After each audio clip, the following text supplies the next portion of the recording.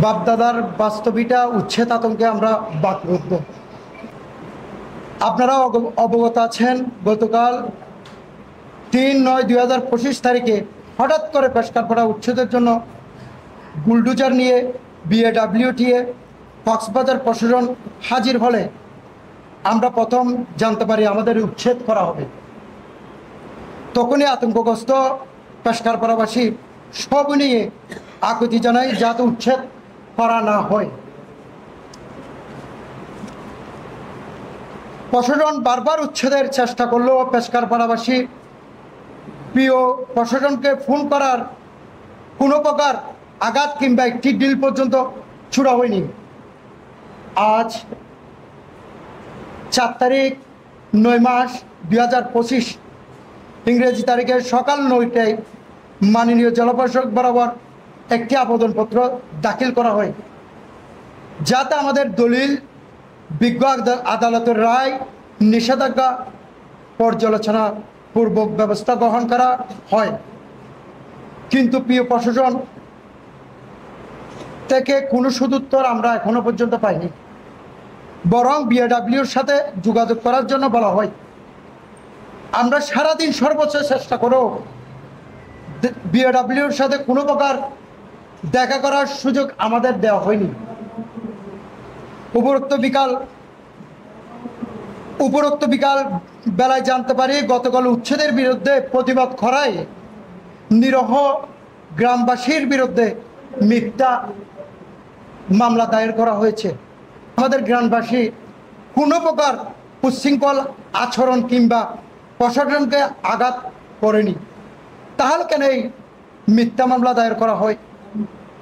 আমরা আপনাদের মাধ্যমে প্রিয় প্রশাসনকে এই প্রশ্নটা রাখছি।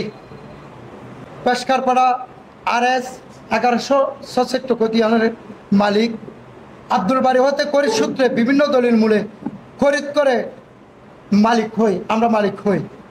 আমরা দলিল মূলে মালিক হয়ে পরবর্তী আমাদের নামে 778 নম্বর MRI জরিপ মূলে রেকর্ড করা হয়। বিয়ের জরিপে একই খতিয়ানের দাগের জমি রাস্তার ভিতর অংশে নিজ নামে খতিয়ান হলো। আমি আপনাদেরকে আবারও বলতেছি, বিএচের একই খতিয়ানের দাগের জমি রাস্তার ভিতরের অংশ নিজ নামে খতিয়ান হলো, বাইরের দাগের জমি ভুলভাবে সরকারের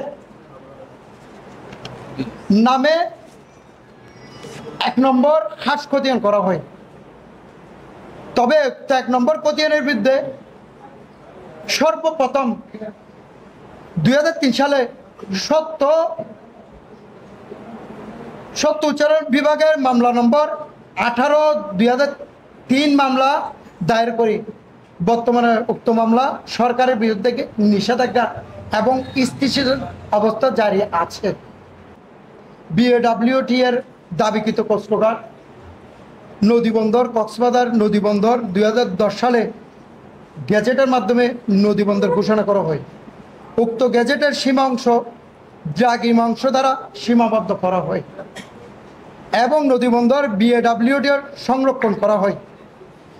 2011 সালে বিএডব্লিউকে স্থানীয় প্রশাসনের সার্বিয়ার কানুনগো দ্বারা সীমানা সার্ভে ও পরিচিহ্নিত করা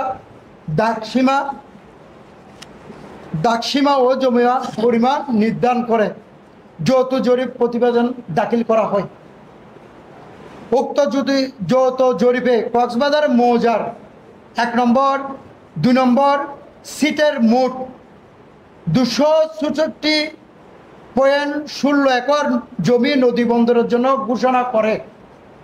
পরবর্তীতে উক্ত জরিপের প্রতিবেদন মহামান্য হাইকোর্টে দাখিল করা হয়। এখন আপনাদের কাছে প্রশ্ন, কোন যুক্তিতে আমাদের কক্সবাজার মৌজার 7 নম্বর আমি আবারও বলতেছি, আমাদের কক্সবাজারের 7 নম্বর সিটের জমি উচ্ছেদ করা হবে?